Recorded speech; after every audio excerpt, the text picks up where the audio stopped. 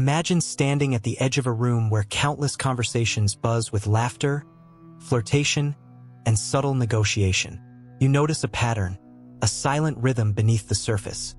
Certain women seem to orbit life with a peculiar constancy, a stubborn refusal to evolve beyond a certain emotional and psychological plateau. At first, you might dismiss it as circumstantial, a product of upbringing, culture, or simple temperament. But then, patterns persist, decade after decade, generation after generation, and the question gnaws at you. Why? Why does maturity, that subtle synthesis of self-awareness, responsibility, and enduring empathy, appear to stall so often in the female psyche? It is not a question to be treated lightly, for it confronts a deeply unsettling paradox. Human beings, regardless of gender, are meant to grow, to integrate their shadows, to cultivate resilience in the face of suffering. Yet, in observing society through the lens of psychology, philosophy, and raw human experience, a stark incongruity emerges. It is here that the thought of Arthur Schopenhauer becomes almost unbearably relevant. The amount of misery in the world is simply enormous, and yet it is the same misery repeated in slightly different forms by every individual. Consider the subtle implication.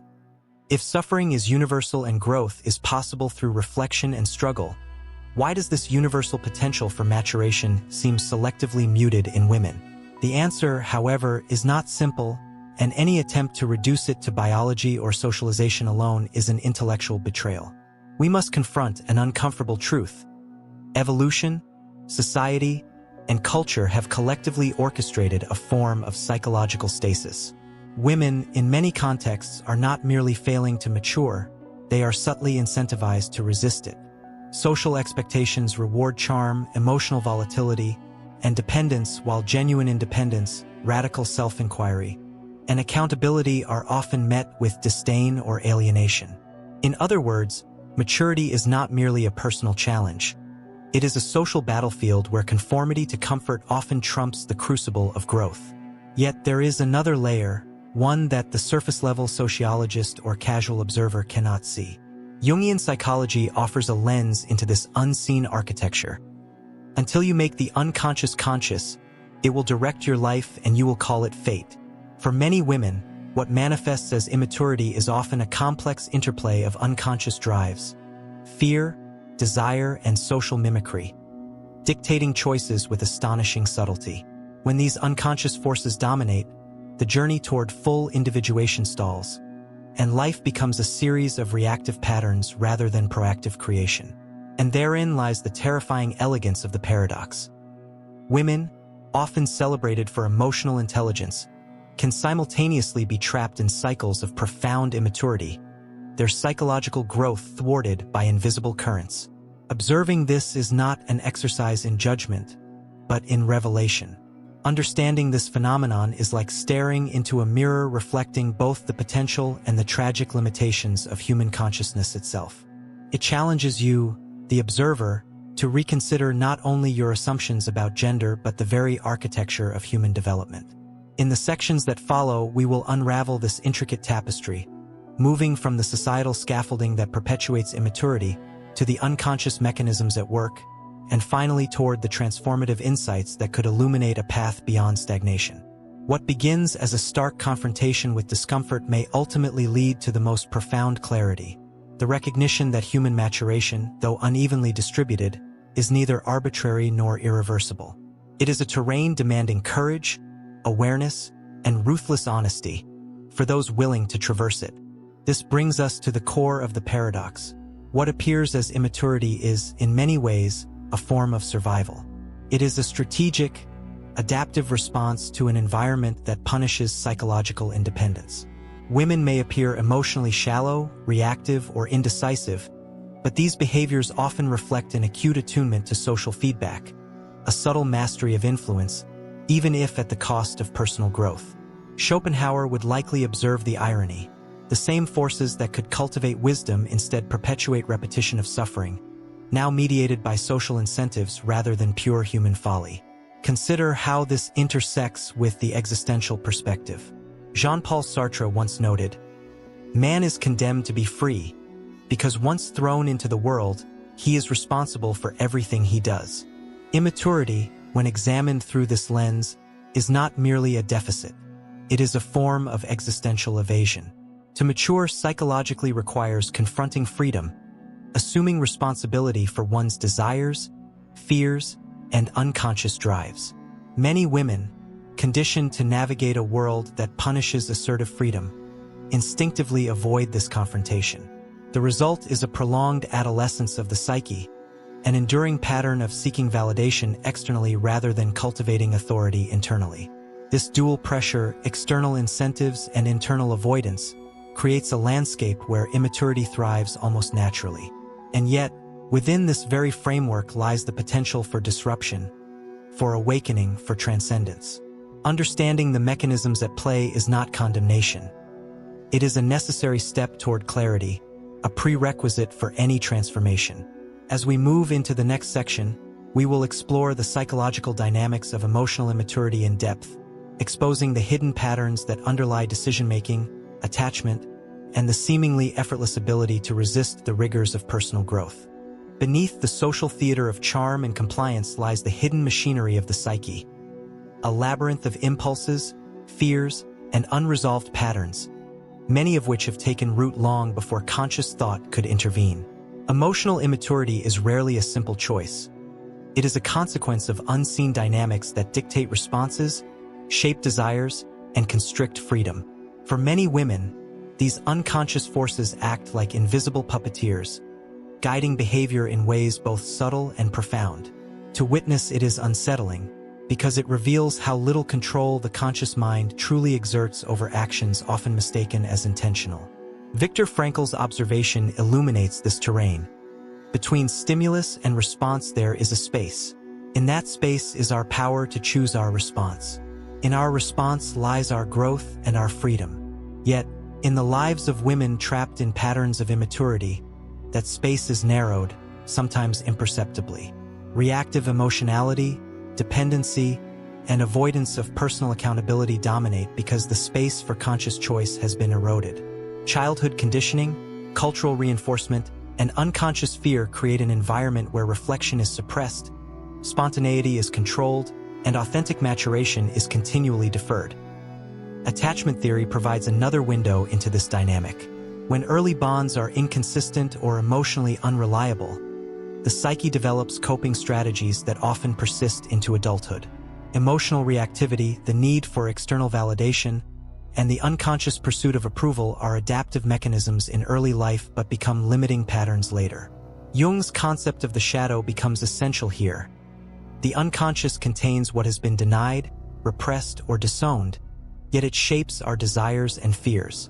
Women who fail to confront their shadows remain tethered to reactive patterns, perpetuating the cycles of immaturity that manifest in relationships, work, and personal development. The paradox deepens when considering how intelligence and social sophistication can coexist with profound emotional immaturity. A woman may navigate complex social environments with finesse, yet remain emotionally constrained, unable to confront the deepest aspects of herself. Aldous Huxley's words resonate. Experience is not what happens to you. It's what you do with what happens to you. Immaturity is not merely a reflection of external circumstances. It is a failure or refusal to integrate experience into conscious growth. The same life events that could catalyze wisdom instead become scripts that reinforce dependency, avoidance, and emotional stasis. It is here that the observer begins to sense a disturbing elegance. Immaturity is not a flaw in isolation. It is a systemic phenomenon, an interplay of unconscious drives and social reinforcement. Women, conditioned to wield influence through charm and relational acumen, may resist psychological maturation because it threatens the very structures that have sustained them. Emotional growth is risky. It disrupts relationships, confronts long-held fears, and challenges habitual patterns of thought and behavior. For many, the cost of maturity appears greater than the reward, creating an ongoing tension between potential and avoidance, awareness and repression. And yet, within this tension lies a doorway to transformation. To recognize these patterns is the first step toward liberation, not as a moral imperative, but as an intellectual and emotional revelation. Awareness illuminates the invisible currents shaping behavior and decision-making, revealing that immaturity is neither absolute nor immutable. As we move into the next section, we will examine how societal structures and relational dynamics not only enable but actively perpetuate these patterns, creating an ecosystem in which emotional stasis is rewarded while true psychological growth remains rare. The human psyche does not exist in isolation. It is embedded within a web of social expectations, cultural narratives, and relational feedback loops. For women, this environment often functions less as a crucible for growth and more as a framework that subtly rewards immaturity. Society, in its collective wisdom, or perhaps collective laziness, has created incentives that encourage charm, emotional appeal, and reactive behaviors over introspection, self-mastery, or the courage to confront one's inner chaos. What is socially praised is not necessarily what is psychologically mature. Aldous Huxley's insight casts a sharp light on this reality. That men do not learn very much from the lessons of history is the most important of all the lessons of history. This failure of societal learning applies equally to gendered dynamics. Historical patterns, cultural scripts, and inherited norms continue to shape expectations for women, often in ways that subtly constrain growth. Consider relational dynamics.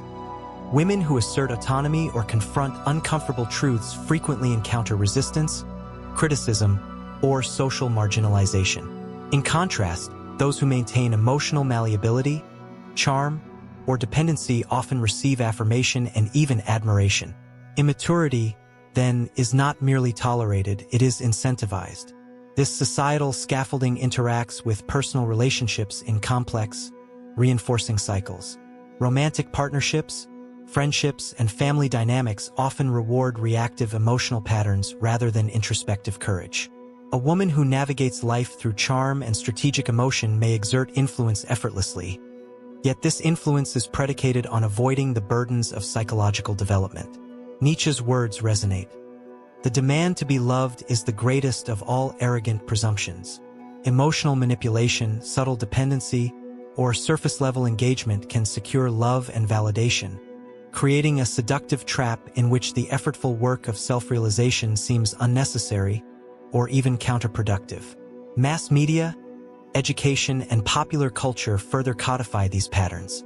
From fairy tales to contemporary advertising, the narrative often reinforces the idea that feminine value is measured externally, through beauty, relational adeptness, or social positioning, rather than through internal integrity or self-mastery. Consequently, immaturity is normalized and perpetuated, while maturity is depicted as either threatening or unattractive. Women internalize these narratives, sometimes unconsciously, shaping desires and behaviors to align with rewards rather than growth. There is also a profound existential dimension to consider. Jean-Paul Sartre's assertion that man is nothing else but what he makes of himself applies uneasily when external pressures dictate the terms of self-creation. Immaturity is not simply an individual failing but an existential compromise. Women are confronted with a choice: pursue the laborious, often socially alienating path of psychological growth, or align with patterns that guarantee acceptance, relational stability, and social recognition. Many unconsciously choose the latter because society's invisible hand steers behavior toward comfort rather than challenge, approval rather than accountability. Yet, understanding this dynamic brings a subtle empowerment. Recognizing the societal scaffolding allows one to see immaturity not as a personal moral failing but as a product of environmental and relational reinforcement. This awareness transforms observation into insight, opening the possibility of engagement without judgment. The next section will explore the internal psychology of choice and resistance, examining how conscious reflection can break the cycle of external conditioning and unconscious patterning, illuminating a path toward authentic maturity. The pathway to maturity is rarely gentle. For a woman conditioned to derive validation from charm, approval, and external affirmation, the act of turning inward is revolutionary. It demands an unflinching confrontation with the self, a confrontation that exposes fear, desire, and previously hidden drives. To grow psychologically is to wrestle with uncomfortable truths. The shadow, the projections, the habitual emotional reactions cultivated over years or decades. Carl Jung emphasized this essential confrontation. One does not become enlightened by imagining figures of light, but by making the darkness conscious.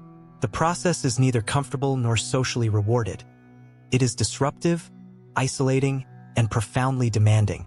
Yet, it is precisely this struggle that distinguishes reactive existence from intentional living. Immaturity, as we have seen, is sustained by unconscious compliance with social reinforcement. It is perpetuated by patterns that avoid discomfort and prioritize acceptance over authenticity. But consciousness, once cultivated, allows an individual to step outside these patterns, to observe them without judgment, and ultimately to intervene. This is the moment where personal responsibility emerges, the recognition that no external circumstance, approval, culture, or relational dynamics can dictate the trajectory of one's internal growth unless it is allowed. Viktor Frankl offers a critical perspective on this choice.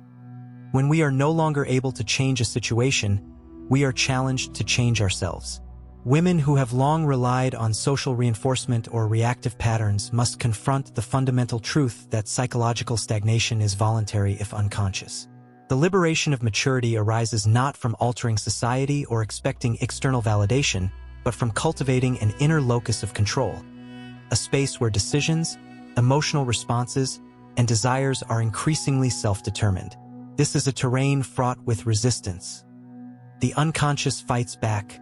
Familiar relational dynamics exert subtle pressure, and society continues to reward old patterns. The existential dimension here is unavoidable. Sartre's notion that freedom is what you do with what's been done to you underscores that immaturity is, at its core, a refusal to fully exercise freedom. Every moment of reactive behavior, every unconscious pattern, is a choice, albeit a choice made under the influence of unseen currents. To mature is to reclaim agency, to confront the invisible scripts, and to navigate life with intentionality rather than reflex. It is an act of courage because it challenges both personal comfort and societal expectation, but it is the only path toward authentic psychological growth. Schopenhauer's reflections on human suffering acquire a paradoxical significance here. Every man takes the limits of his own field of vision for the limits of the world. Immaturity, when examined closely, is often a product of constricted vision, an inability or unwillingness to perceive the broader possibilities of conscious life. By expanding awareness, cultivating reflection, and daring to challenge habitual emotional responses, a woman can step beyond these invisible boundaries. Growth, then, is not a gradual addition of years or experiences. It is an intentional expansion of consciousness, a deliberate confrontation with the unconscious, and the courage to embrace responsibility for one's own inner life. In the final section, we will synthesize these insights, examining the profound implications of recognizing and transcending immaturity. We will explore not only the liberation that comes from understanding the forces at play, but also the broader philosophical and existential ramifications, how the acknowledgement of these patterns can redefine relationships, self-perception, and the very meaning of personal growth. Having traced the tangled interplay of unconscious patterns, societal scaffolding, and internal avoidance, we arrive at the threshold of transformation. The recognition of immaturity, its origins, incentives, and mechanisms, is not an end in itself but a doorway to something profoundly liberating. When one sees clearly the invisible forces that have shaped behavior, a choice emerges: to remain a passive participant in reactive patterns, or to embrace the arduous journey of psychological and existential maturation. This moment of clarity is the crucible in which potential becomes actualized. Friedrich Nietzsche captured the essence of this transformative possibility. He who has a why to live can bear almost any how. Understanding the why behind persistent immaturity, its unconscious roots, its societal reinforcements, and its existential evasions, equips one with the clarity and resolve to confront the challenges of growth. Maturation is not merely a process of acquiring knowledge or skill. It is the conscious restructuring of one's inner life, a relentless alignment of thought, emotion, and action with truth rather than convenience. For women, this means recognizing the seductive comforts of external validation and choosing instead the demanding path of authenticity. The liberation that follows is not abstract, it manifests in daily life. Decisions become less reactive and more intentional. Relationships, once arenas of subtle manipulation or dependency, transform into partnerships of conscious engagement. Emotional experiences, previously ruled by unconscious impulses, are integrated, understood, and directed with insight. Viktor Frankl's reflection illuminates this reality. Everything can be taken from a man but one thing, the last of the human freedoms, to choose one's attitude in any given set of circumstances. Psychological maturity is the exercise of this freedom, the conscious refusal to surrender one's inner life to circumstance, culture, or unconscious compulsion. Yet the process is not linear, and the journey is inevitably fraught with tension. The unconscious resists, societal expectations push back, and old patterns cling with the stubbornness of habit. The existential courage required mirrors Sartre's insistence that freedom is inseparable from responsibility. To mature is to claim full authorship of one's inner narrative, accepting the discomfort, isolation, and challenge that true self-determination entails. Immaturity, as we have seen, is a path of least resistance. Maturity is the path of courage, deliberate effort, and constant self-reflection. There is also a broader philosophical resonance. Schopenhauer's insight that every man takes the limits of his own field of vision for the limits of the world reminds us that psychological immaturity is not merely personal. It is a reflection of constrained consciousness. Expanding one's vision, embracing responsibility, and confronting unconscious drives does more than liberate the individual. It redefines the parameters of perception, agency, and meaning. A woman who chooses this path exemplifies not only personal growth, but the universal potential of consciousness to transcend inherited limitations and societal pressures. Ultimately, the recognition and transcendence of immaturity is a profoundly human endeavor. It demands awareness, courage, and relentless honesty, yet rewards with a depth of insight, authenticity, and relational integrity that reactive existence can never provide. To see the forces at work, to understand the paradoxes of social incentive and unconscious drive, and to deliberately cultivate maturity is to participate fully in the art of living. The moment of realization is transformative. It reveals that growth, while challenging, is always possible, and that within the labyrinth of human psychology lies the potential for freedom, agency, and enduring self-mastery.